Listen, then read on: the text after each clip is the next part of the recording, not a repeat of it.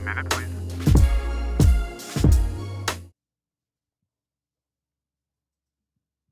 Fire away. We're live, baby. Welcome to The Runway, where we cover current events in crypto, Web3, technology, politics, current events, and more. Welcome to the pod, guys. I got GK here with me, I got Scotty here with me, and I got my buddy Maximilian here today. What's up, boys? Yo. All right. What do you got for us first here, Paul?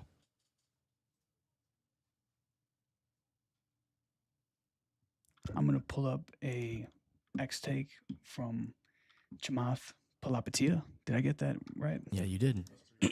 So I saw Elon yesterday posted that he wants to fund a podcast called 69 Minutes. So I was thinking, why don't guys, we should, what do you guys think? We should rebrand this pod to from The Runway to 69 Minutes. And then we just go for 69 minutes every week. That's what I was thinking. And try to do as many takes as possible in 69 minutes.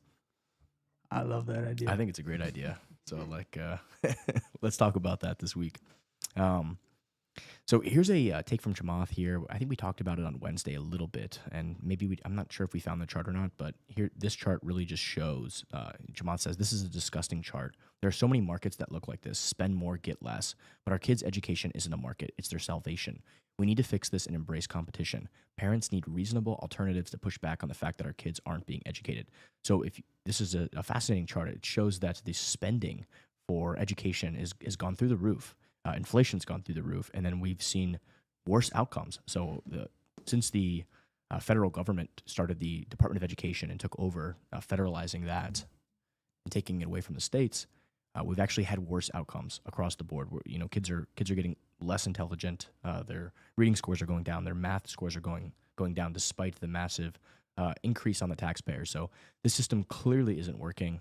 I saw a video the other day of this lady at the education thing screaming and yelling and doing all this crazy stuff about we're going to fight back or something like that. It's like, but look at your record. It's absolutely atrocious.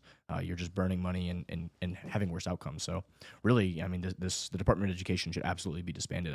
Does anybody have an argument against that, or are you guys all in agreement here? What are your thoughts?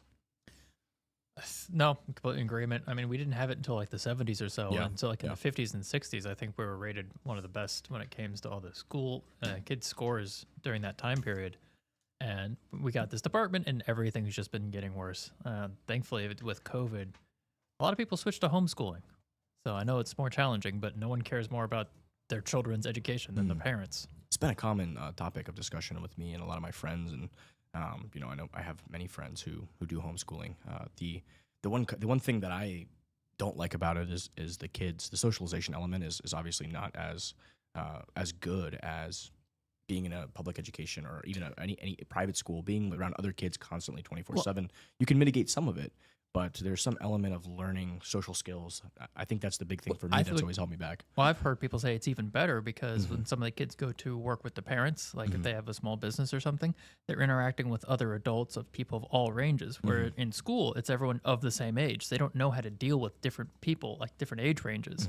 Whereas when they actually get to experience, or if they worked in a coffee shop or something, they're dealing with the entire spectrum. So they're actually better socialized because when we're moving throughout the workforce, you don't deal with everyone your age. It's a smattering across every age demographic. Maybe it's just a confirmation bias, but a lot of the kids that I've met that have been homeschooled, I can clearly tell that they're lacking in social skills. It's been very apparent to me, at least, with many that I've come across. But maybe there's a bunch of good ones that I haven't come across. But they can say all the farm animals in 6 different languages. That is true. But they're just not socialized. You can definitely tell. With interpersonal relationships, and that's important, right? Because we need more procreation. We need good relationships. We need men who know how to talk to women, and women who know how to be women and talk to men. You know what I'm saying?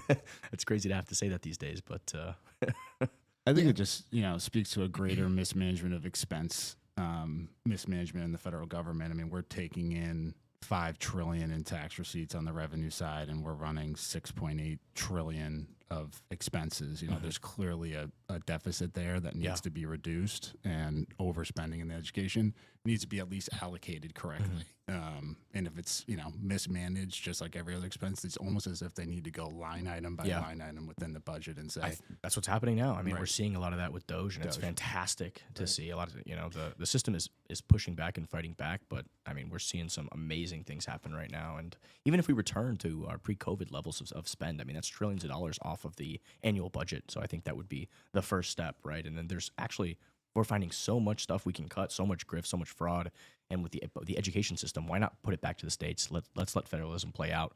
Let's see which states do a good job.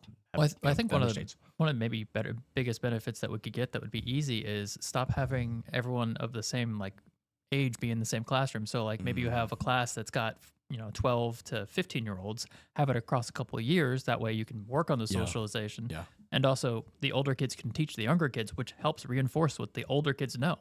And so it's just our current system just seems to be the worst way. Well, it's kind of just like, even if they're totally uneducated, they don't know how to do math. Let's just push them to the next grade level. You know, and then it just exacerbates the problem that, you know, you didn't actually.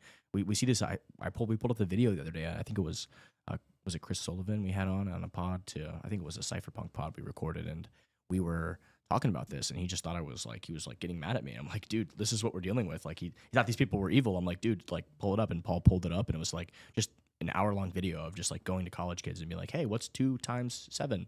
And like they just can't answer. What's 8 plus 15? Can't answer. I just saw a video. What's the capital of the state we're in? Can't answer. I just saw a video. I think it was on X, and it was this 27-year-old corporate girl.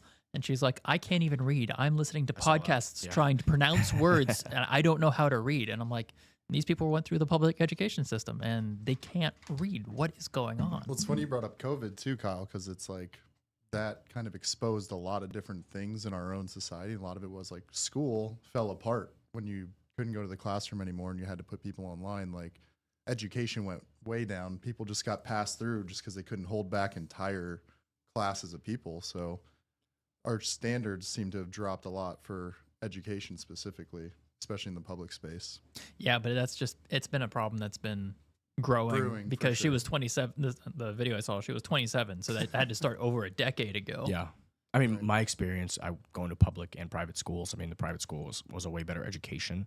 I had a lot more fun at the public school, but it was essentially a government daycare. I mean, I didn't really learn much, you know, and that's just a fact of reality, Max, right? You learned how to squat and deadlift. We learned how to play football. That was one thing. That was fantastic. We did learn that. But we did not learn, you know, I was learning shit that I had learned 4 years ago when I was in 7th grade and like my junior year of high school. I probably learned more from football than I did from actual school. Just like, no, straight up. And like Kyle said, being exposed to other people. Like I was in advanced classes where you don't see all sorts of, you know, people who only care about school are in those classes. You don't even interact with half the school who doesn't give 2 shits about being there. So it's kind of funny. And a lot of people are challenging the whole like 9-hour-a-day school system now. Like it feels archaic to have to go to school for 8-9 hours a day. Like especially you introduce technology, you can get that done in 2 to 3 hours and then go play for the rest of the day. I was terrible. I mean, I was terrible in school. I was always like, you know, acting up. And Max is laughing because he remembers. I mean, it was like, you know, well, that's because you didn't want to sit there ADD, for right? Yeah, ADHD. I don't want to sit there for. So my kid's dealing with it now. I mean, like they want to have a parent teacher conference. You know, it's like, you know, he's gotten 7 infractions in the past 3 months or whatever because he's, you know, he doesn't want to sit in the damn desk and chair for 18 hours. It's archaic. Like, well, I mean, also, like, I have to sit there and tell him, like, son, yeah, you got to sit there and just you got to do what you got to do. You can't distract class. You got to take it, dude. No, You know I what think mean? that's But just wrong though, because I little feel boys that they way don't want to because sit. I hated it. They don't want to sit in a desk. They want to run. They want to move. Yeah. And like maybe at the end of that, try and find a way to have them like physically engaged in the lesson. But I mean, it's sitting a at the front of the whiteboard, because you know sometimes you got to do keep shit in life attention. that you don't want to do. So there's an element of that of like, hey, listen, I know you don't want to do this, but you know sometimes you're gonna go through things in life. Like I do shit all the time that I don't want to do. You know, and you just gotta. Part of that is learning that that's a skill. You know, like. But you can you're gonna learn have to that grind. discipline in sports too. Yeah. We did in many ways. All right, guys, let's move on to the next topic. What do you got for us? Let's scroll on up here and see what we got.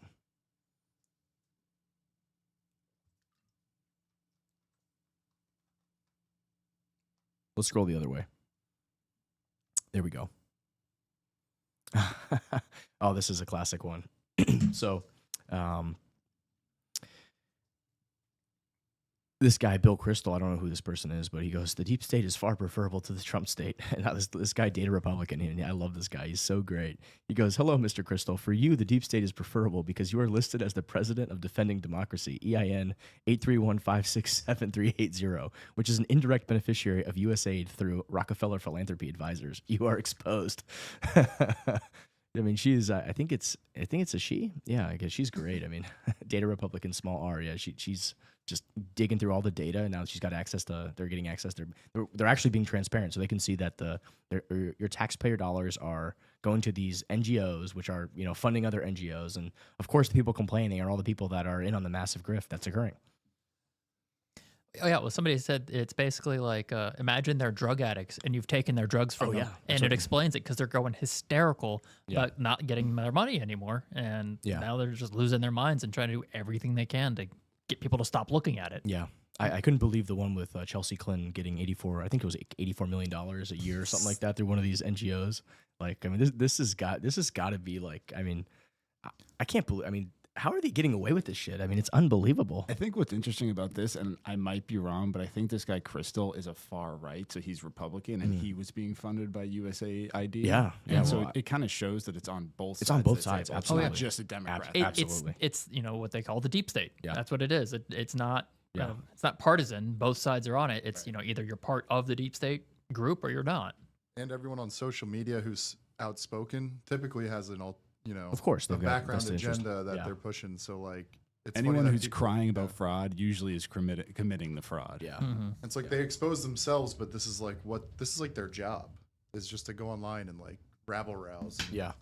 Yeah, but it just feels like in after the new Trump's America, people just aren't buying it anymore, and we don't care because it's like we can see you spending $600 million on sushi at the Pentagon.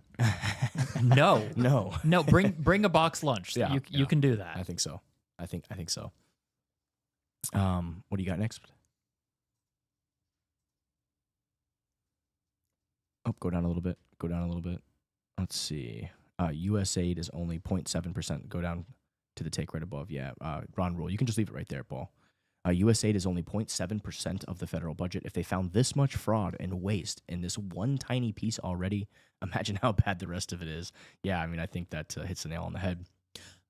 Yeah, I think I saw one that was talking about how for like the Politico websites, USAID was giving a bunch, but then they found that like the FDA was also giving Politico money for some reason.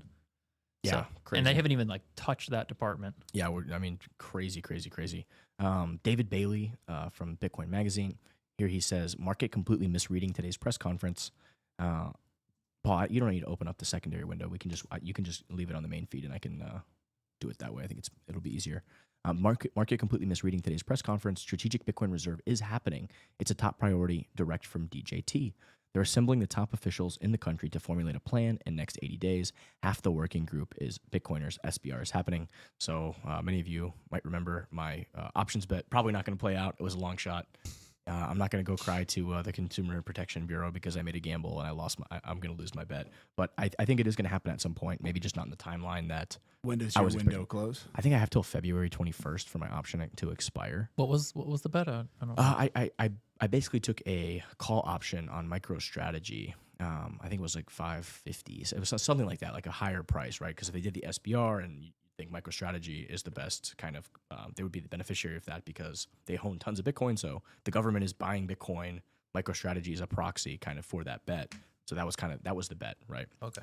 And I knew going into it that, of course, it's a long shot bet. I was gambling on the bet. It was a gamble, right? So it's like, that's part of how markets should work, right? Like nobody should come save you if you make a bad bet. That's just how life works, right? So probably not going to get hit, but hey, you never know. Something crazy could happen. I've seen crazier things, right? But what does sovereign wealth, what does Bitcoin Reserve actually mean? Will they be purchasing That's a Bitcoin good question. or Will they be purchasing? Will they announce that they're going to put some on the balance sheet? They've got the sovereign wealth fund idea now, stuff floating around. So I don't know, right? There's a bunch of different ways, but I think if it is announced, regardless of what version it is, it's incredibly bullish. You're signaling to the world that the preeminent superpower is going to be putting Bitcoin on their balance sheet in some form or fashion. So, that's a game theory situation that will play out, right? If the United States does it, you better believe a bunch of other countries are going to do it. Let's go to the next take. Here we go. What is this? Tom, this is my favorite one that they found from USAID. This is unfathomable, right? So the obligations, it looks like this was like a $9.1 million arrangement, outlays of $268,000. I'm not sure exactly how that works, but I think the essence of it is much more interesting. It's active social engineering of defense, large-scale social deception. I mean, that is literally what they're paying a news agency to basically gaslight and manipulate the public. I think it had to do with vaccine hesitancy or something like that. Like they wanted them basically to gaslight everybody, and they're using our tax dollars to essentially socially engineer and lie to us. I literally, they even have it in the description. That's insanely wild. Mm-hmm. Oh, I saw another video. It was I think it was a Democrat congressman, not a senator or House rep, I don't remember. And he's like, they're going after the USAID, which is going to impact the freedom fighters that we're funding around the world. And it's like, that's illegal. Thank you for admitting it straight up. That's not the role wrong. of what our tax dollars should be doing. I saw something, I think it's in here somewhere. I don't know if Paul will find it when we go through the list of takes I flagged, but it was like a picture of like a bunch of terrorists with like with like a bunch of rifles, and on the background they were in a tent and it said USAID on the tent. Like, yeah, I mean, it's actively happening that our tax dollars are funding Hamas and funding Taliban and all these different things because there's no discrimination. I mean, they are literally. I think Elon got in a huge fight with one of the guys who's been there forever. I mean, they were just told, they basically just approve every transaction no matter what. And Elon's like, what the fuck are you talking about? This is insane. Yeah, it's like approve even to known terrorists. They still approve it. I mean, that blows my mind. Did you guys hear? There it is right there. Here's the image. This is my favorite one. Hold on. It was a response to one of the news agencies. They're like, it's stabilizing our world or something like that. How dare you attack USAID? And then here you go. I mean, you can't make this up. No, this is just getting to get it up there for the viewers. Truth Paul. is stranger than they got to fiction see at this. this This is my favorite one. Yeah, look at this. It's one of my favorites. This is somebody's response to their tweet. Like, yeah, we gotta read the comments on some of these. Yeah, no, that was a comment. I flagged it. It was a comment. So find the actual one he's commenting to. Oh, well, here it is. Is this clown Senator Chris Coons? USAID saves lives, makes peace, protects our planet, stabilizes our world. If Doge wins, if Elon Musk wins, the cartels will win, terrorists will win, Russia will win, China will win. Yeah, I mean, this guy, this is the epic troll. It just kind of stabilizes our world. It shows some terrorists with in a USAID tent getting the beneficiary of all of our money. I mean, you just can't make this shit up. Did you guys see Mike Benz on Donald Trump Jr.'s podcast? No, I haven't. Is it new? He's going like scorched earth. Oh, I love that guy, man. He's so good. He's so basically good. saying that the CIA was using USAID to go around all of the presidents going back 20 years to then start throwing coups. No surprise. No surprise. At this point, I want to have some criminal investigations get open up for this stuff because it's clearly subverting our laws and all that type of stuff. And well, this is the logic. This is the logic of these intelligence agencies, right? The ends justify the means, right? The law doesn't apply to us. Rules for thee, not for me. Oh, I understand. That's how these things operate. That's what they think, and they need to be proven they're wrong. Well, they haven't been proven wrong for decades. I mean, that's literally they get away with all this stuff, and we just support it and keep paying taxes on it. I mean, it's outrageous. I know, but right now we've got a crack in the armor or something, and we just got to exploit it and just expose everything. Interesting. All right, Paul, let's get our next take up here. Yeah, it's funny. Let's see what we got. The financial abuse is just unreal. You can't. It's not. It's even hard to imaginable. quantify too because we're in $37 trillion worth of debt, and this is $50 billion USAID. It's really a drop in the bucket, but that's still such a shitload of money that you just can't wrap your head around because it's so big and the debt is so big, and it's just like. So what else has our money been going towards? Oh, if you're on X, you'll find out because it just nonstop every day, just dropping like just nuggets of the total fraud that's occurring. Real quick, I'm going to give a shout out. Next week, we are doing a series with one of my favorite authors. His name is Dominic Frisby, and it will be on our Cypherpunk'd podcast.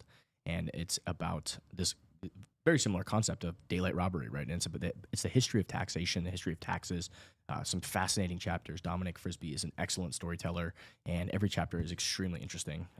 You're going to learn things that they don't teach you at the public education system, and obviously you get a whitewashed version of history that's taught to you by your nation state.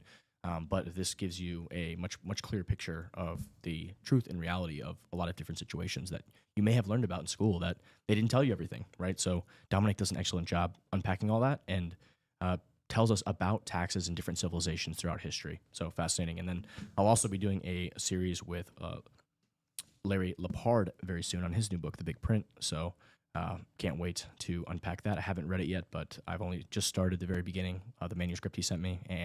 But now he's released the book, so that'll be coming soon as well. So that'll be on the Cypherpunk'd podcast. That guy's a legend. He is. Yes, he is. And so is Dominic. If you haven't checked out any of his stuff, highly recommend it. He's kind of under the radar, but one of my favorites. What do you got, Paul? I just wanted to pull up this Mike Benz tweet that he put out today, just with regards to what you were saying. Mm-hmm. So here, apparently, one of the Doge new staff, one of the young kids. You're talking about Big Balls? Mr. Big man, Balls Big Balls. himself. He was doxxed by this journalist, and it Yeah. just so happens this journalist was working for 3 of the Of course, blobcraft agencies, essentially run by USAID. I mean, when you take a drug addict off of the drugs, I mean, of course they're going to lash out. I mean, they don't want to be cut off the drugs, But it's insane that we are funding with our tax dollars essentially government propaganda media. I mean, that is literally antithetical to everything the Constitution stands for. Anybody who's been involved with this should be absolutely ashamed of themselves because you're a disgrace to America. You really are. I mean, this is disgusting. We're Absolutely quite literally disgusting. funding an organization that goes against our own values Yeah. that we're supposed to grow up with as Americans, and our governments are literally paying people to try and undermine that. The main thing that made all of the money for them to be able to get paid, they're trying to pull the bricks out from the tower. Speaking of which, right there, I see this post by Brandon Carr, who's the new head of the FCC. So it looks like CBS provided the FCC with, scroll down just a little bit. Right there, yeah, Brandon Carr. It's right underneath the chart. So CBS provided the FCC with unredacted video and a transcript of VP. Nope, not this one, bud. Not this one. The one right underneath it. There you go. Yeah. You don't even need to open it. You can just leave it right there. I'm just going to read it. Oh, it says there's more to it. CBS provided the... Oh, you could press show more, I guess. Yeah, is that what you mean? Like you want to see the show more on it? Can you do it right from there without opening the page, or do you have to open the page? Nah, yes, open the page. Okay, all right. I guess we got to open it up then. CBS provided the FCC with unredacted video and a transcript of VP Harris's 60 Minutes interview in response to the FCC's review of a news distortion complaint. CBS did not ask for confidential or non-public treatment of these materials. Given the value of transparency and the public interest here, the FCC is taking 2 actions. The FCC is making these materials publicly available. The FCC has concluded that establishing a docket and seeking comment on the issues raised in the complaint would serve the public interest. The people will have a chance to weigh in. So thank you, Brandon Carr. He's been fantastic. I think he's been at the FCC for a while now, and he was calling out a lot of the broadband stuff, I think, with Elon, where they could have easily, for way less money, connected all these rural people to Starlink, and instead they had a political agenda, so they decided to spend like 10 times as much to connect absolutely 0 people to the internet and waste 5 to 10 times as much billions of dollars instead of just setting them up with Starlink. And he called this out and said, "What is this? This is an insane grift." And if it was like 10 years ago, 10 years ago, when he was the darling of everyone, Of course, he easily would have gotten that contract. It's And they're crazy, Like, yeah, this company's helping everyone, but no, because they bought Twitter. Yeah, it's the problem. We're not operating off of merit anymore, and we've got people who don't have any economic incentive to deliver any real value, and they can just sit there and waste taxpayer dollars and use basically be political and instead of actually solving and completing their mission. And they should be ashamed of themselves. They really should, because It's even worse. They're incentivized to try and be fraudulent. As far as the Kamala thing goes, I mean, it could be viewed as election interference, just given the So timing. yeah, of back it to all. that, Paul. Let's go back to this comment we're still talking about here real quick, because it is important, and I did want to touch on that. This idea, I mean, if you watch the unredacted, I've seen clips of the unredacted. It is clear, like that is CBS is getting these public broadcasters. They get some funds from the government, and that's why they get this airtime. But what they did was blatant election interference and fraud. I mean, it's fraudulent. I mean, like you see this guy who's interviewing Kamala Harris, and he like asked her a question like when they know they're live, and then like she gives this bullshit, total crazy answer, and then when the cameras are off and they go to the part that's not it, he's like, "So what's the real answer? How really are you going to pay for it?" It's like, Well, So you should be was so he was fucking ashamed of insinuating yourself. that Israel and Netanyahu were not listening to Biden at all. Like Biden was telling them to do things, and they just were completely looking the other way. And she gave some word salad answer that didn't make any sense, and then they cut out her bullshit. I mean, And then these gave, like, people an are so assertive fraudulent. answer. These people are so fraudulent. I mean, they should be fucking ashamed of themselves. You call yourself a news reporter? Shame on you. Whoever that clown is on that station. I No, mean, they're not. They're not news reporters. Yeah. Look at the Well, they're USAID payouts. Yeah, they're getting the payout. I mean, it's crazy, absolutely crazy. They should. I'm disgusted. It's disgusting. That's what I said. Like, there needs to be some, like, probably criminal prosecutions. Yeah. They need to be tried and, Well, put the through- media too. Media should be held accountable. That's what just they like are. politicians, because Yeah. they're just as Yeah. guilty, if anything. Hey, Maddie, I gotta run. Okay, we're gonna do the Biden Harris hot swap here. We're gonna go get Phil on the pod. Maximilian, thanks for joining us today. And we're not gonna get the vote on this one. We're just gonna plug in our next Manchurian candidate. So it's been a pleasure, brother. See you, man. I'll see you in a couple hours. Scott, Let's get Kamala Harris. Let's I get her in know here. today we had a late start because we were on our X space with Dominic Frisbee. But Scott, I just wanted to give you the chance to exit if you also have to. I know you have an appointment. So everybody, thanks Scott for his brief. Thanks, Scotty appearance. boy. All right, bud. We will see him back next week. All right. I might have to borrow this book from you. Yeah, that's a fantastic. I actually got a couple copies because we're gonna do I'm gonna have Dominic sign a bunch. We might do a book signing at Barnes Noble, and we're gonna try to set that up, and we're gonna do a meetup where we give a couple copies away. So you can definitely borrow one of them. I'll take a non-signed one. Yeah, well, no, we'll have him sign them all. He's gonna be here. Okay. All right, let's go to our next take today.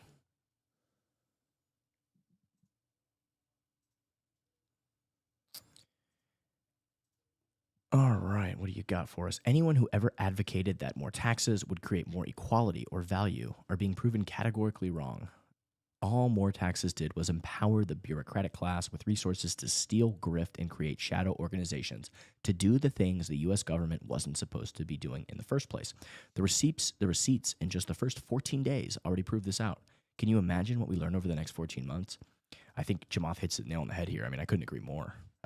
Like, literally hits the nail on the head. I don't even know if there's something to even be discussed or said about this. Yeah. Let's go to the next one, Paul. Cue us up here.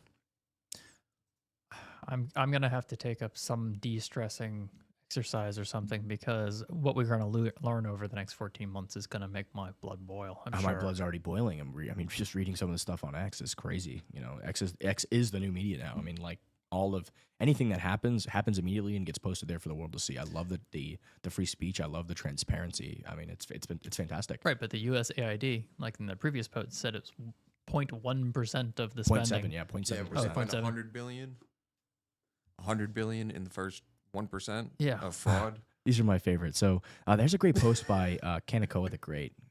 So this one's funny over there. Personally, no one elected Big Balls So because he's who's one. the so Big Balls? So Big Balls is one of he's a member of Doge that Elon one of Elon's guys, probably a young kid / engineer who's a genius at doing different things that he does, right. And like I guess he got doxxed by this politician or I'm sorry by this reporter who was getting all this money from USAID and all these different blob organizations of propaganda media. She doxed him, I guess, apparently. So now he's hiding for his life. I don't know what the story is. I don't know why he got fired or what the deal is, but it's just funny that his name was Bitballs. Yeah, here you go. This is my favorite CNN clip. Can you actually play the CNN clip? It's so funny. So These- great. This is Diesel's so great. Freaking legend. These people think they're just so. I mean, they blow my mind. So this is like he's an 18, 19 Sorry, year old one kid second. essentially. Let me reroute the audio through our Okay. webcast. Yeah, I think it's like when he was 17, he made this. He did something when he was a kid, and then Yeah, you the know, account name, Big Balls, and now they're just trying to find anything to pretty much cry about. But it's backfired because that's legendary. I saw another video of I think it was Maxine's Waters that was trying to get into The Department of Education. Oh, was the department? I thought it was the USAID building, but they're trying to browbeat a security guard that's like keeping them out. I don't think it was Maxine. It was somebody else. I No, think. Maxine Waters. Yeah, it was Maxine. Was Waters. Maxine? Yeah, Oh, I'm yeah. pretty sure it was Well, Maxine. Well, maybe a couple of them did it. They all were. trying to, I'm sure they throw took one out. turns. Yeah. Oh, yeah, there's So a few this people. is a but- 19-year-old Here high we school go. graduate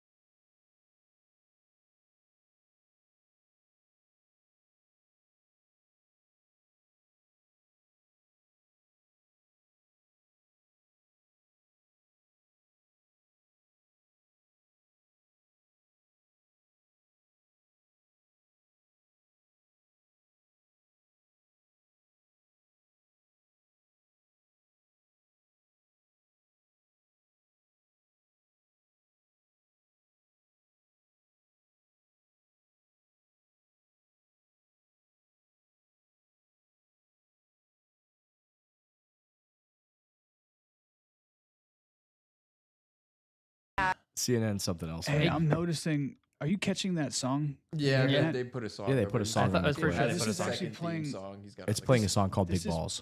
They're playing Yeah, a song called Big it's Balls called over the Big media Balls. report. Yeah, there was like a 12 to 15 second clip that was better, but it's okay. Don't even Yeah, it worry was a about it. nice clip with Let's that. move along without the. I want to the point audio. out. I want to point out one thing there. Point They're it out. trying to Where are the big balls? Tell us, Kyle. right there on the screen. God damn it, Kyle. No, I think they're trying to they're doing a framing thing where like, oh, he started multiple companies and he has all these web Yeah, domains. 17 years old. You could do that for like $400. Yeah. It's super easy to start Yeah. a company and owning a web domain. Go to like GoDaddy or something like that, Yeah, and I it'll mean- cost you $20 or something. Yeah, Right? Buy the 4 of framing them. is ridiculous. I mean, that's Yeah, what I they know. love to do. They're trying to make them like Trying looking to at make like, him look bad, and they did the complete opposite. Yeah, And now Big he's balls. a legend online. Now he's an online legend. Yeah. yeah, I know that guy's got to be riding that wave for a while. No one like to go down here. This is a great post by Kaneko the Great. Let's pull this one up because I think this is an important way to think about things. Yeah, I've seen this posted a couple So different places. Elon Musk and Doge. Can you go to the tweet, Paul? I can't see it. Yeah, you got it cut off at the top here. Elon Musk and Doge are pushing back against wasteful government spending, the leading cause of inflation. Inflation hurts the poorest Americans the most. Less government spending equals less inflation. Those who depend on government spending to maintain control are furious. So I think this is a great image to look at. Can you pull up the image itself? So a lot of people, this communist class warfare thing where it's like the rich versus the non-rich, the rich versus the poor. I mean, that's like the wrong way to think about these things, right? So there are people that are non-rich and there are people that are rich that, are mostly good people. I really like the one on the right. You can kind of see like the majority of people are good, right? I really truly believe that. And on the left side, it's just a different dichotomy of the situation. So it shows that people who allow other people to live in peace, kind of like, whether you're rich, you're poor, you kind of leave people alone. And then on the right side, it shows the right enemy, which is people who use the government to control you, right? So there's the non-rich who do that, but also the rich who do that, right? So I think we're really, really seeing that. It's just a different way to think about a problem. Let's go to the next take. Trying to change the narrative. Yeah, change the narrative a Make little bit. the I enemy just somebody else. Yeah. Would you like Doge to audit the IRS? Yeah, 50. Of course, the majority of people put yes or fuck yes. So it's like 90+% of people want that.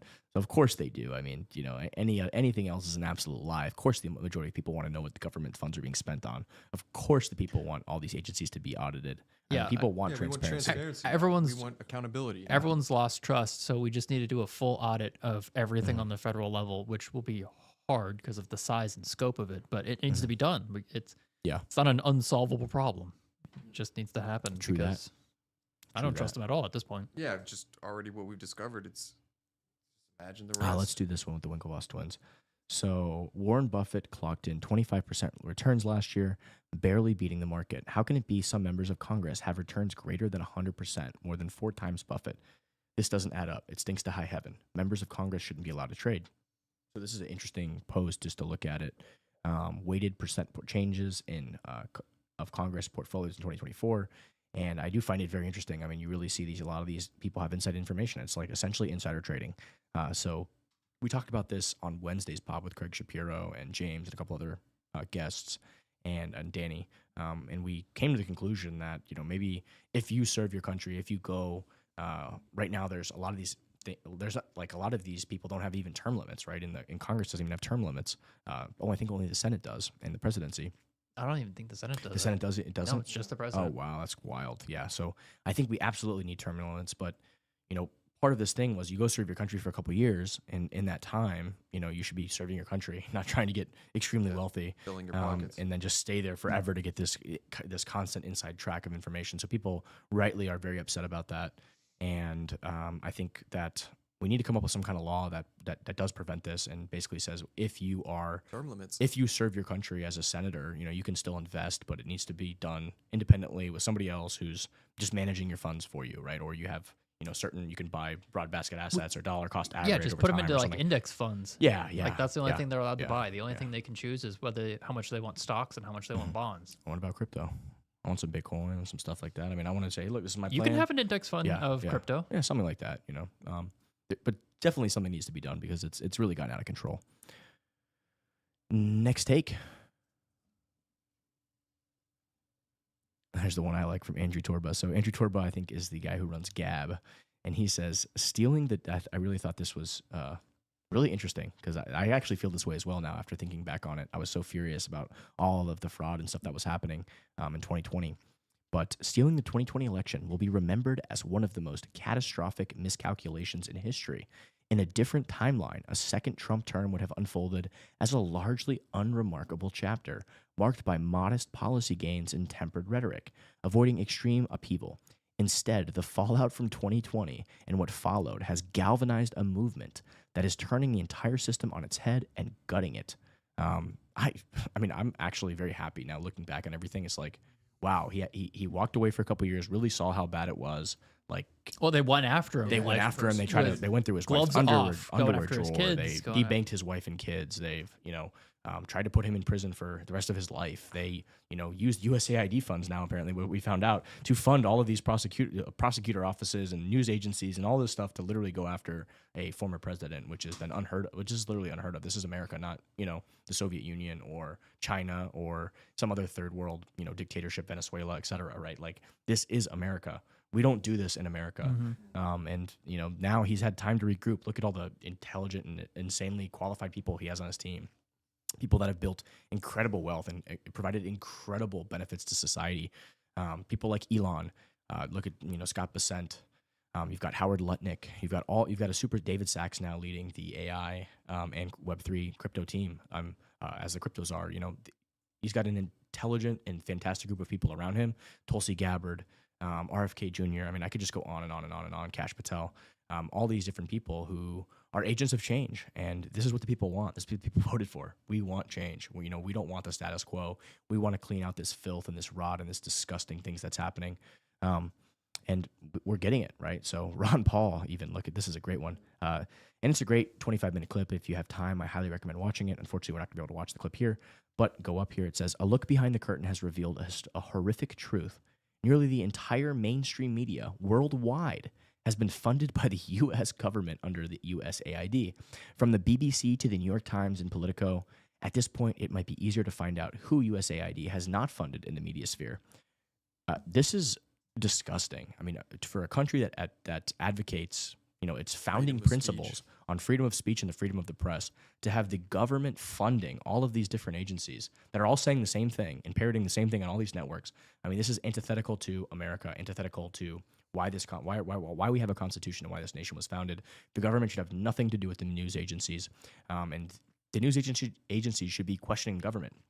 If they're getting all their funding and money, they're essentially the government is their boss. So how are they going to question and speak truth to power? Well, the truth is they absolutely can't, and that's what we've seen play out. They've literally become a propaganda mouthpiece, like something out of a George Orwell nightmare novel.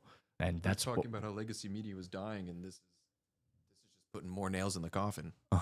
Yeah, I mean, like mainstream media or corporate media had already been losing the faith of the people. What did you say? What was the 14%? I think we're down to like 4%. We're like sub 30%. It's gotta be right, but like after this, how can it have anything left? It doesn't. No life. Like the only way that CNN's probably been able to stay alive is because it's been getting government money.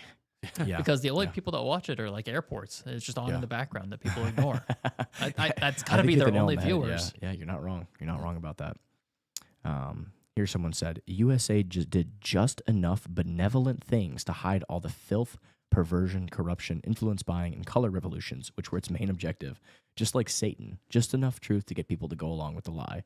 Both are rotten to the core. So let's call a spade a spade. Yeah, I mean, let's call a spade here. The USAID, of course, probably has done good things, right? They've probably given, food to different, impoverished area. I mean, there's for sure some good that's come out of it.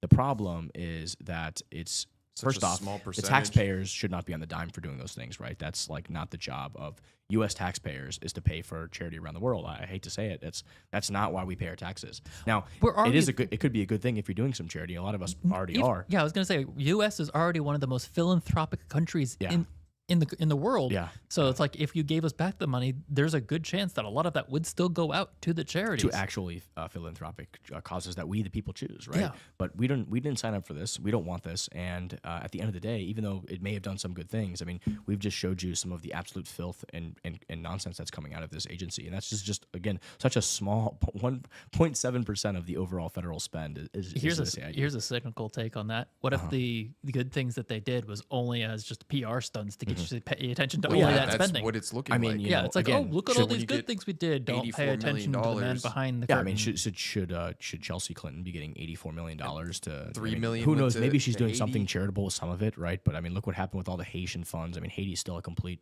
shithole. I mean, it's terrible what's happening. Like, people are literally eating like pellets made of dirt, like these little cakes that they make with actual dirt. Roach I mean, patties, probably. no, they're like literally they put like sugar, but they mix it with literal mud, and people and kids eat it. I mean, it's insane, right? I mean, it's absolutely it's horrific. It's honestly horrific. So really, a lot of this aid is going into the pockets of plugged in and well connected insiders. Oh, let's see, mud pie. Why are you hating on mud pies? Oh, they're called mud pies. Oh, Might need God. more context on that All right. search. Yeah, there might Yeah. be more context. There's a whole documentary on it, and it's really sad. And it's not African; it's Haitian. Africa's different. Africa's on the other side of the world, Paul. Haiti's a little country. Tim Pool had And, his Culture War episode today, and they were talking about this same thing. And apparently, they had some like African diplomat or some guy come into the offices and say, "Please stop having your government fund the overthrow of our government." Yeah. Something like real sad like that. It was A lot of it is that. It's not Africa, Paul. You have to put Haiti. Haiti is like a Recently took an Uber ride with the lady. yeah. There it is. that What was are the from mud, Haiti. So mud there- pies? Yeah. So Oh, that- yeah, you did. Look at the Hey, look at. It's a She whole. was, It's a whole business. I mean, and it's sad because, like, they feed these to children. So that like no food. I mean, yeah, when you're hungry. it's very sad. Very sad.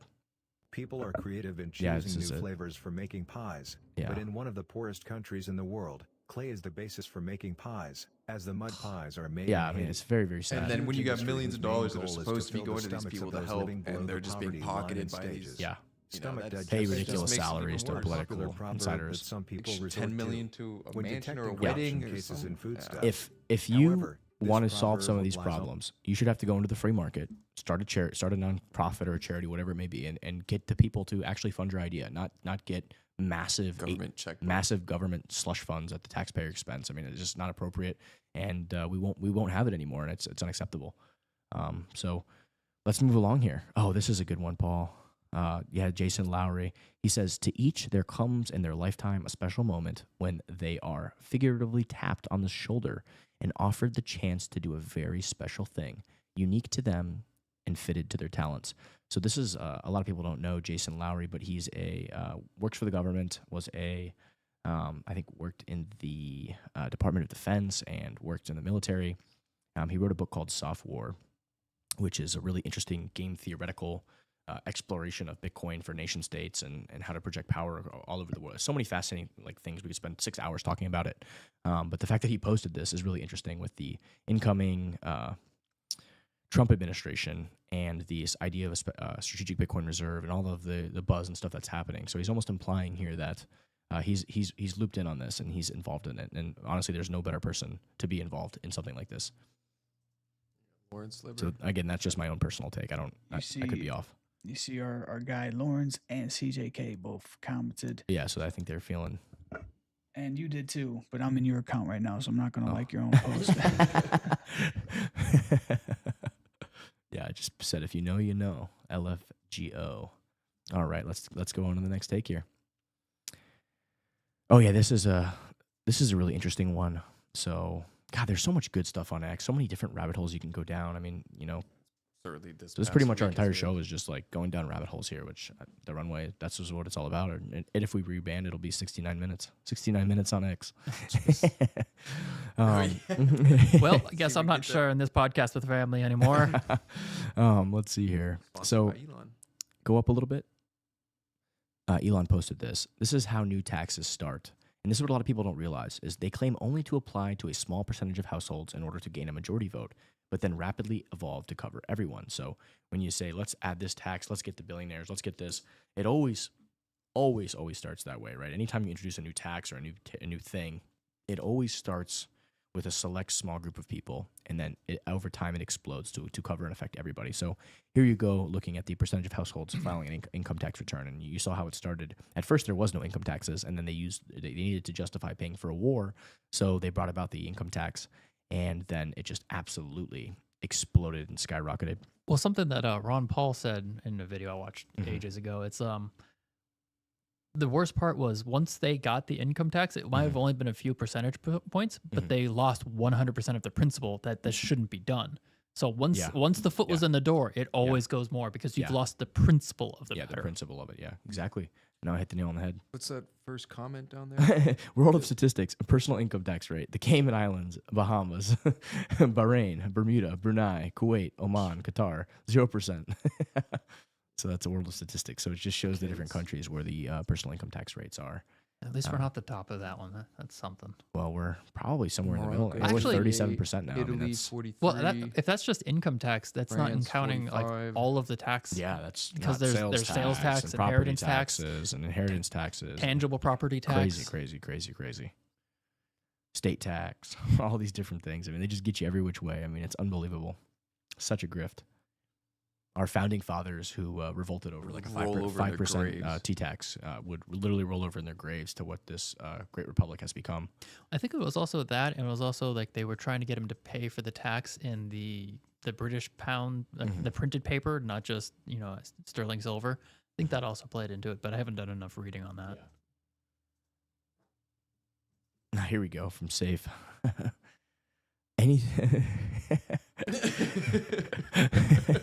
That's great. He's not wrong. So go up a little bit. This is a great one. Anything over $250,000 kept in a bank deposit is not your money. Then anything kept in a bank is not your money. So what he's describing is the evolution. Anything held in government money is not your money. Government money is not money. So it's kind of a this evolution of thought. But we have this insurance for anything over $250,000 or anything less $250,000 is you have this insurance that you can't lose it, right, to prevent bank runs, the FDIC insurance. Then it's like if it's really kept in a bank, you're really just loaning the bank the money and they agree to pay you back. It's like this. Technically, that is true. That is kind of how it's structured, right? It's a liability. And then they just use your money and do whatever the hell they want with it. And maybe they'll give it back to you if you ask, or maybe they'll give you 5,000 questions about what you're going to do with your own money and why are you taking over $5,000, and we got to report this to the government, which is totally unconstitutional, by the way, but for some reason it still happens. Well, the FDIC, like I think only has a couple percent. I'm just saying, I mean, it's outrageous. Like they got to file all these forms and stuff, and it was made in the 70s to apply to any transaction over, I think it was like $10,000, and at the time in the 70s, before they massively inflated our money supply, that was like purchasing a house. So it was like, oh, it's such a high transaction, right? Like it's rarely going to get reported, but now they've just inflated, and now it's like, oh, you want to buy a motorcycle, or you want to buy a car, you want to do anything.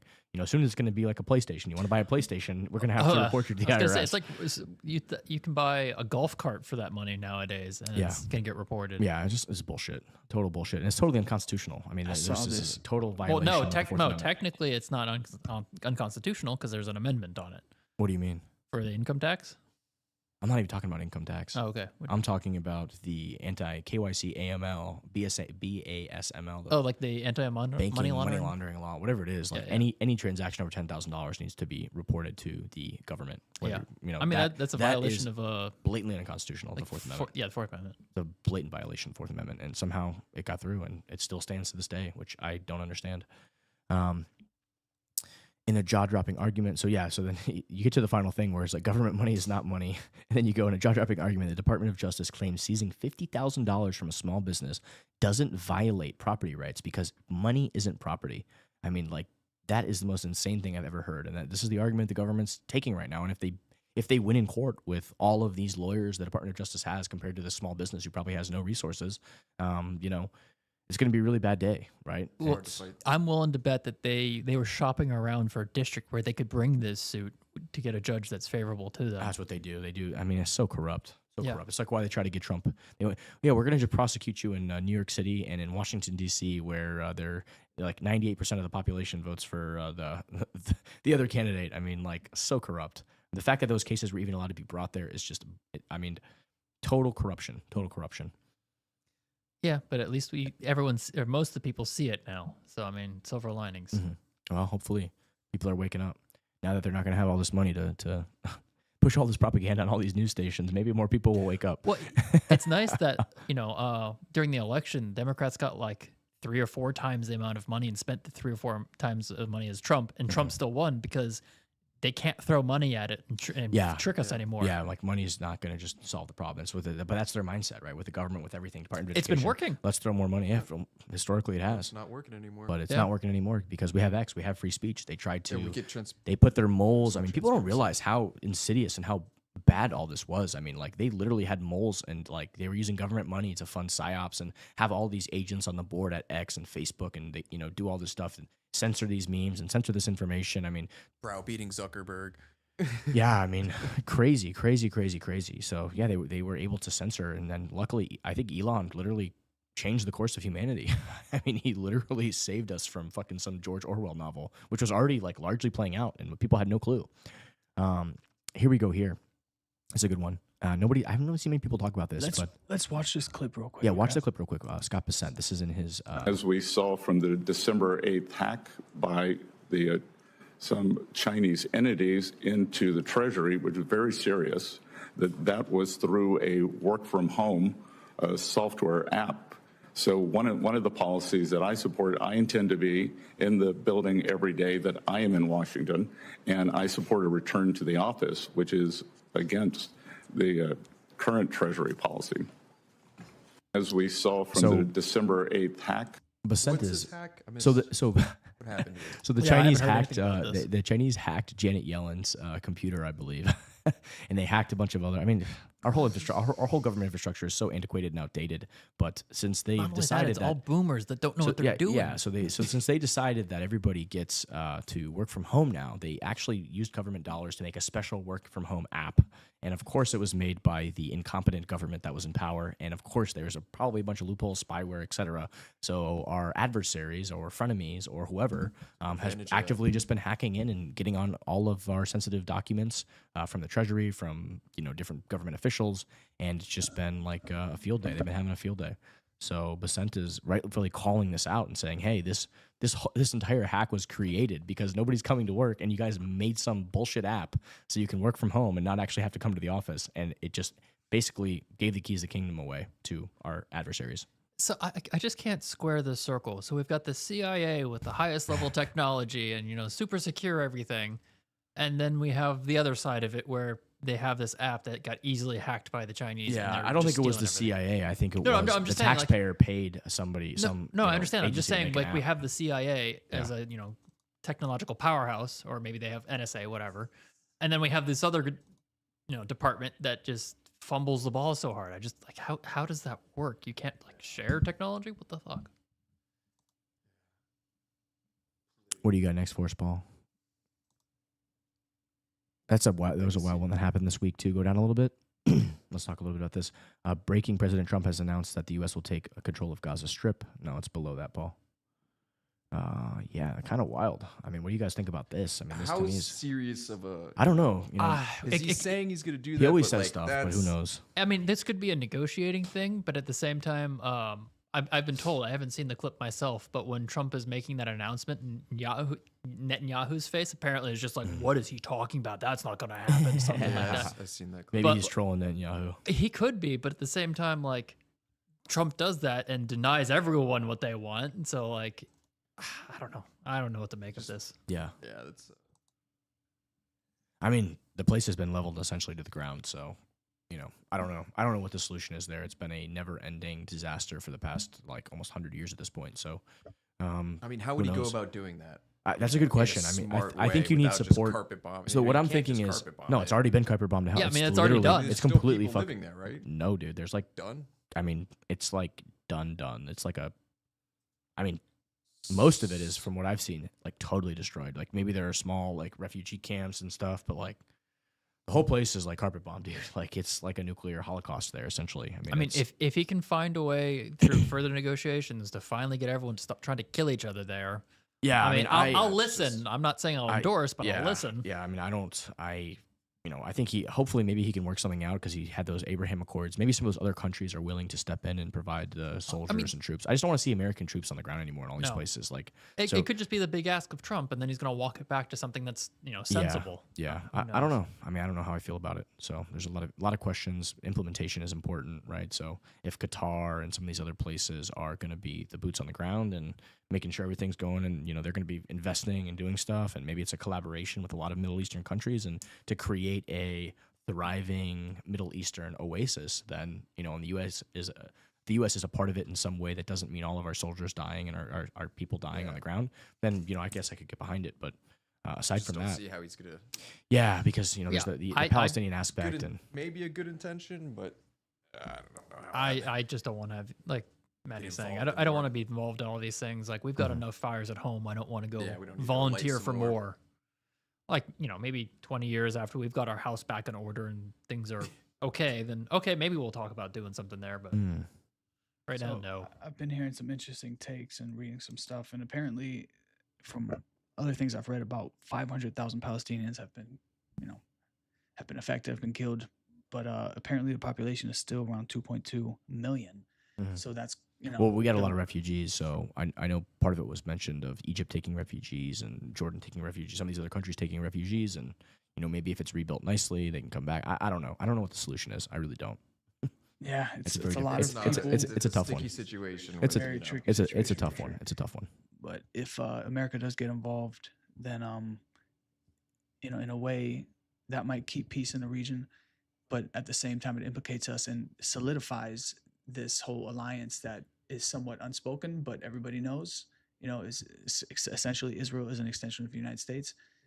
And, then that solidifies it, but that could have, I think Trump, inflame any I think Trump would be going at this with, I think if there is something that happens there, I think it's going to be much less the U.S. and Israel and more so the U.S. and Qatar and Jordan and Egypt and some of these other countries that the Abraham Accords and who's, Jared Kushner has been working well with, and they've signed peace agreements with that are coming around to recognize Israel kind of as a trading partner and stuff like that. So I think it's the other adults in the room, the other nations that are wanting to thrive, right? That want to have tech ecosystems, Dubai, all these places. I think they're going to have to kind of step up and be the sensible people in the room there. So I think that's more so what it is, Paul, than anything else. But again, time will tell. There was a Saudi prince on with Tucker yesterday who was given a unique perspective on that. What was he saying?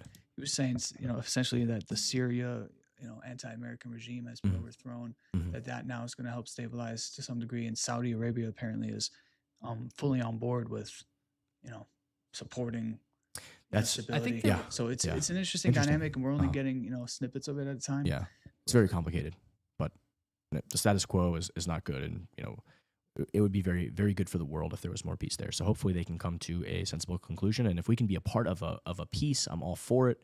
If more Americans don't have to die, I'm all for it. And if we can actually have some lasting peace, I'm all for it. Let's move along. One last thing I need to drop on here. I am looking forward to seeing the declassified files on, multiple historic moments. I think we all are. Being amongst I think we all are. I think we all want to know the truth. If other nation states were involved in that can have consequences that we aren't even factoring in right now. Yeah, I mean, I don't think the governments that are in power now have nothing to do with the governments that were in power 60, 70 years ago. So even if, other nation states were involved, to me, it means nothing. I mean, like the people that are long dead, like 60 years ago, those people aren't even alive anymore. So we just want to know about it because the people in power now, have no...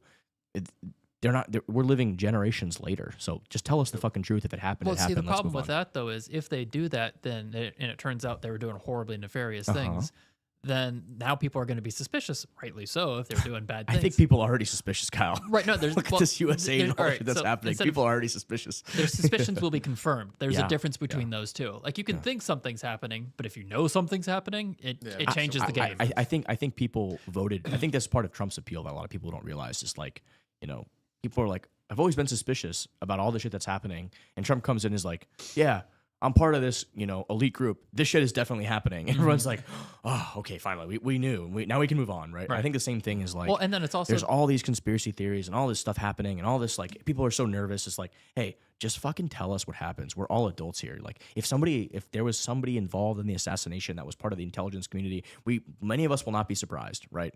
These institutions already have like historically low levels of trust by the American people. So it happened in the past, but it's still being covered up today. Yeah, let's stop covering it up. Yeah, I know, but there's still right? people in the agencies that are still trying to hide this crap.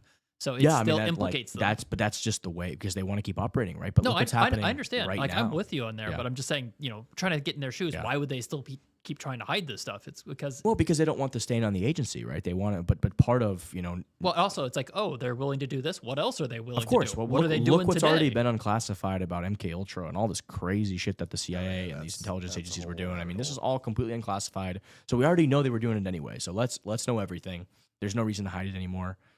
If Oh, we need to have a new version of the church commissions. I think that's what it was. I don't remember what it's called, but I know what you're talking about. Yeah.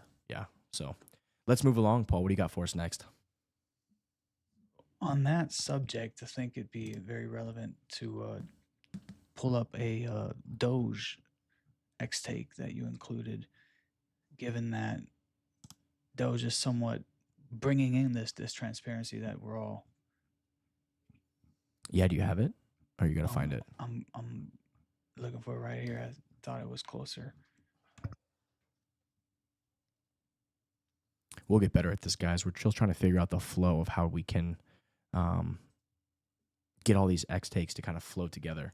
I'm gonna have to send a message to Elon about this, because right now it's like very we're gonna have to tag him somewhere, tag the Twitter team somehow. But if we want to like live stream and just have X takes, like it's incredibly, right now I've been bookmarking like tabs, so I'll have a tab for the week and I'll just send a bunch of like things that I find interesting. I'll just bookmark. But when he goes to my bookmarking for the week and starts pulling up those things, it's just very hard to get them to pull up on the screen altogether, because it's not an easy flow. So maybe like a live stream tab for X takes would be pretty cool. That was a good one. Go down, Paul. I want to go over that take. It's one of my favorites. Nope, the one right beneath it. Slavery was never abolished. It was expanded. I like this one. Oh yeah, the payroll tax. It's basically 15%. It says 7.65. Yeah. But what people don't understand is the employer also pays that portion of it. Yeah. The employer wouldn't care about giving you the full amount. So Yeah. it's actually double that 7%. James O'Keefe, affidavit released. The Department of Justice has redacted every word of the probable cause used to raid our newsroom. I mean, how do these motherfuckers get away with this shit? I mean, they just like, hey, we have a FOIA request, or hey, you're in a court and you're getting subpoenaed and you need the information. It's like they literally redact everything in the thing. I mean, this should literally because be they illegal. think they're still operating in the old paradigm. Yeah, they think or they in can a just new paradigm. Yeah, they think they can just get away with whatever the hell they want. Like, hey, this is crazy. So I was thinking about this tweet earlier with regard to what we were talking about. Nayib Bukele. What is underlying all of these essentially anti-constitutional, un-American tactics being used against us? The founding fathers actively said, "Do not fucking do this. This is not your job." This was like a huge part of like their whole thing. Is like, you are not trying to meddle in every affair that happens all over the world. So our country was not founded to do this. It is not the intention of what we should be doing. It's not the intention of anybody who helped create America, the American dream, the American spirit, the American Constitution. This is the complete opposite of all of those things. And it's just the ends justify the means mindset. And Nayib Bukele even says here, he goes, U.S. taxpayers should know that their government is using their money to fund communist movements against a democratically elected and with a 90% approval rating government in El Salvador. It's not working, though. The people of El Salvador won't go back to the terrible past, right? So whether you like Bukele for better or for worse, I think he's got great qualities, and I think he's got, some qualities aren't the greatest, right? He's got a little authoritarian streak to him, but, again, that can work, right? When you have a massive out of control murder rate and all the stuff they had over there, whether you agree with some of the underlying principles and things that he did, it's no doubt that he got the results there. I mean, it's now one of the safest places in South America and in Central America, right, in the southern hemisphere. So and he's a good leader. He really is a good leader. I mean, it's hard to dispute that. But this idea of our tax dollars going to fund oppositional regime changes and all this stuff, this meddling coups here, and I think just enough is enough, right? Let the people of those countries make the decision, decide, rise up, etc. And I mean, it'd be one discussion of like everything in our country was, roses and whatnot, but everything's on fire here, and they're like, "Oh, we're going to export our ideas internationally." Yeah. It's just not working. What, Taking our tax to what dollars to fly benefit? in millions of people, illegal aliens. I mean, using our tax money to do this. I mean, just unacceptable. Putting massive strain on all these small towns, cities, and places all over the U.S. on the at the taxpayer expense, and overwhelming the local communities. Just totally unacceptable. I saw a story. Totally I think it was in illegal. like Scotland or something like that. In a small village, had like 100 people, and there was like 200 immigrants or something in the school. So it was like double the population of that town got put crazy, there, and crazy, it's like crazy. you're overrunning our our town with people that aren't from here. Yeah. Right. So, what what violates the Constitution essentially has been outsourced to NGOs. because Yeah, these yeah. I mean, this whole agencies- idea of NGOs. I mean, if an organization cannot survive without the government, then it is not an NGO. It is a governmental organization that's being funded by the fucking government. So it is not an NGO if it needs the government to fund its existence. So let me just put that out there in the fucking ether. You can clip that and quote that and throw that shit up on X or wherever the hell you want to do it, guys, in the media team. But like, if you are surviving because the government is giving you money, you are a government organization. You are not an NGO. I hate to say it, but that's literally the case here. I don't hate to Yeah, hear but it. on paper- Preach. Yeah. So if USAID was running coups and regime change, what was the CIA doing? What's it called when an agency that's not supposed to use our money to do this but does called? Just this alone should be national news. Then you have them funding New York Times, AP, BBC, and Politico, funding DEI, trans and woke ideology everywhere, funding heroin farms, terrorists, and most likely a whole lot of money laundering because there's no way a serious person actually put shrimp on treadmills to see how fast they ran or sent cats to spas to see if that decreased hairballs. Any of those things could fill national news, but all of that and more should be keeping them busy for a while. Instead, they are talking about the guy who brought all of that and more to light. Weird. Yep. Yeah, you can't even make this shit up anymore. I mean, it's so asinine and ridiculous. And there needs to be some kind of consequences here. There needs to be some justice. I mean, this is outrageous. You're just echoing what I said. Yeah. They have nothing. This is clearly fraud and abuse, Yeah. and we need to have justice. Yeah. Oh, here was that was it. We never got to look at that. My little pharaoh, the little pharaoh meme. Go down. No, that was the. I know. I was talking about it. Oh, we didn't get it. I didn't get to read it, but that's okay. All right. So this was an interesting one. Did they actually ever have this conversation? So I know Eric Weinstein wanted to talk to Mike Benz because I think he had some devil's advocate sort of thoughts about USAID, where he said, "Now does it hurt when I apply pressure here? ? I have always believed 4 things about USAID. A, it does a lot of harm. B, it has done a lot of good. C, both involved corruption. D, it is an extension of CIA, State, Department of Defense. This is a low. Can you expand the quote? He goes, "This is a load-bearing wall for which I have never had any love, but it is a load-bearing, or was. I hope those trying to destroy USAID understand what good it did amongst all the evil it does. Its strategy was always a hybrid, by design and strategy. Screw the swamp is gaining ground quickly, and this is most definitely at the center of the swamp." So I think he hits the nail on the head here, but he does raise interesting questions, interesting topic to think about. I know him and Mike exchanged some conversation underneath where they said, "We should talk about this. I'm not convinced USAID has done a lot of good, but as I've been saying, there's truly a very difficult and nuanced conversation that still needs to be had here around the role of and structuring of U.S. soft power work through the NGO sphere that I'm not sure many in Trump world foreign policy fully appreciate, as it is presently conducting open heart surgery on the organs of the regime and the role that the U.S. aid plays in that very complex." So interesting conversation. I wonder if they ever got together to have that conversation, but it looks like Eric responded and they kind of said like, "Hey, let's have this conversation." Interesting thoughts to hear. Eric was on Joe Rogan, or maybe it was his brother Brett. Yeah. I think it was on his podcast yesterday or 2 days ago or something like that. And he's saying like, "Oh, we got to be careful because yes, this needs to be addressed, but he's worried that people are going to think like, oh, we're cut off a limb of the government and it's going to do great things," which yes, but you could also be doing some damage too. Yeah. But like I said, just trust is so lost at this point. That Yeah. There's a tumor. What do you do? Yeah. Unfortunately, you're Right. gonna, Well, you cut it out, but you gotta also cut- have to try and make sure you don't cut out healthy cells too. Well, you actually do that Don't when you're kill cutting the out a body tumor. when You take margin. So if you're cutting out a tumor Right. from the body, you don't just cut out the tumor. You cut out some of the healthy margin around it. So Right, but you want this to is the- minimize that as you much wanna as mi- possible. You do want to minimize it, but unfortunately, you're going to I have to think cut it's out some of that it's margin. too far gone to Yeah. Oh yeah, Yeah, I mean, yeah, it does USA good is totally things. metastasized at this point. So I'm going with the analogy. Take us back to some of the final takes. We're like there on the is. final 10 minutes for today because we got to bounce out of here soon. So let's go back to.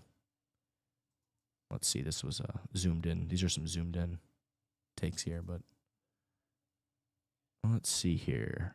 Oh, this is a sports one that I found was interesting, but we won't have to go down. Much sports. Do we want to go down the Ooh, sports rabbit hole? sports. Oh, that's right. What are you guys doing for the Super Bowl this What's weekend? it about Coinbase? Go up. Coinbase. Do the Coinbase one. Oh no, hold on. Do the one on Right Rich. there, Go. Brian Armstrong. Yeah, we can do that one first. Go that one. I think Coinbase. Go ahead, Matt. If you think no, Phil, you read it, baby. If you Read think it. of You got this. Coinbase like a bank, we now hold about 0.42 trillion in assets for our customers, which would make us 21st largest bank in the US by total assets and growing. If you think of us more like a brokerage, we'd be the 8th largest brokerage today by the AUM. If you think of us like a payments company, to be honest, I'm not sure where we rank on that list. There are various ways to measure it, but there were about 30 trillion in total stablecoin payments last year. Not all of those were goods and services, though. The point is, with crypto, the line between these categories is blurring. There are many legacy reasons these are separate in the traditional financial system, and not all of them are good reasons. Why does the money you spend lose value instead of growing in value like an investment? Why does your checking account not earn yield like a savings account, or better yet, like short-term treasuries? Many people use Coinbase to invest, but also to spend, get a loan, etc. In the updated financial system, you will have a single primary financial account which serves all these functions. A greater percent of global GDP will run on more efficient crypto rails over time. We'll have sound money, lower friction transactions, and greater economic freedom for all. So Oh, yeah. you're actually kind of probably someone who has an interesting take on this because you're using Coinbase right now as a big account, aren't you? Literally just got my Coinbase Card, and you're card. you're spending out, from it, and I pay you there, and it's interesting. A fiat hawk. That's a funny quote. I just think of Coinbase as a casino, not a bank, not a brokerage. Yeah, that's true. So is it to can a be that as casino. well, right? It can be a casino as well. So what I take away from this post is that All depends on how you want to use it, I guess. yeah, the times are changing, and financial systems are evolving, right? And we're at the forefront of that change. And as the bankless guys say, we're in the Wild West, and this is the Wild West, but we're headed west, right? Kind of their little closing statement there. But the way people think about money, the way people use money, the way people get loans and invest is changing. And there's more options, and Coinbase is not perfect by far, but it's nice. It's nice to have a U.S. company that has been fighting back a bit against the beast, right? And Coinbase has been doing that. They've actively been pushing the FDIC to get these letters about Choke Point 2.0, and they've been a force for good when we've heard so much about forces for bad, like FTX, and you always hear about the bad stories. But Coinbase is a American success story, an American tech company. They persevered through the past 4 years against a terrible administration who was hell bent on destroying the industry. So kudos to Coinbase. To all the and any of the haters out there, I have my own problems with Coinbase many times, right? Like, I wish it's not perfect. it's not perfect. It's not going to be perfect. But I deal with nothing's perfect the on this planet. Orwellian KYC AML regime. I mean, even at the higher levels, they really try to enforce that, and it's really annoying. Right, but So- again, it's not necessarily Coinbase. It's a government, yeah. It's them a trying to government. comply They're with the trying to comply with the regulations. regulations, but they've been pushing back here. The one thing that I would ask, and that I've been thinking about, and this gives me the perfect time to pitch this, is I personally I don't have a problem with all of the meme coins or whatever. It's like a zero sum gambling game. I think that should get to exist.